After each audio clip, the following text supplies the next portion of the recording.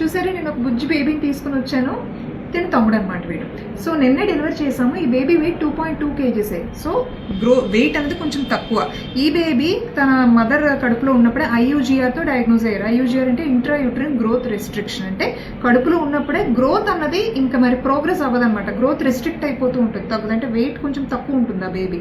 నెలలు నిండుతూ ఉంటాయి, బట్ అంత ఆ నెలలతో పాటు సరిపడా గ్రోత్ అనేది బేబీస్కి రాదు. దీనికి చాలా రీజన్స్ ఉంటాయండి.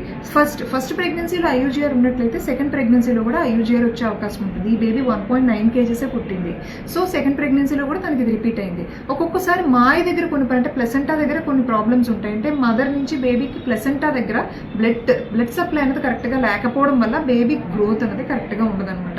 థర్డ్, మదర్ నేచర్ బట్టి, some times mother food habits బట్టి అలాగా ఐయూజీఆర్ బేబీస్ అనేది రావచ్చు అనమాట. ఈ బేబీని మేము 35 weeksకి డెలివరీ చేసాము. 2.2 kgs ఉంది అండ్ పుట్టిన వెంటనే మదర్ సైడ్కి షిఫ్ట్ చేసేసాం. సో బేబీ చాలా యాక్టివ్గా ఉన్నది. ఈ బేబీ కూడా 1.9 kgs. అండ్ ఇప్పుడు తిన యాక్టివిటీని కానీ చూస్తే నా మైండ్ బ్లో అయిపోతుంది, అంత యాక్టివ్గా ఉన్నది.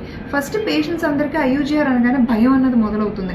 అమ్మో వెయిట్ తక్కువ ఉంటుంది, ఫ్యూచర్లో ఏమైనా ప్రాబ్లమ్స్ ఉంటాయేమో, బ్రెయిన్ కరెక్ట్గా డెవలప్ అవుతుందో లేదో, బేబీ వెయిట్ తక్కువ ఉంటుంది, అయ్యో అందరు తక్కువ ఉన్నది అంటారేమో. అసలు అలాంటిది ఏవి పెట్టుకోకండి.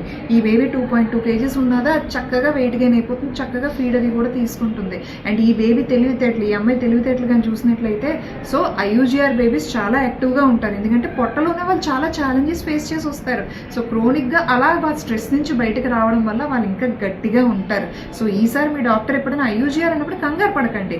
రికరెంట్ అంటే ఆవిడ స్కాన్స్ ఎప్పుడు చెప్తే అప్పుడు చేయించుకుని, డెలివరీ ఎప్పుడు ప్లాన్ చేస్తే అప్పుడు చేయించుకుంటే చాలా మంచిది.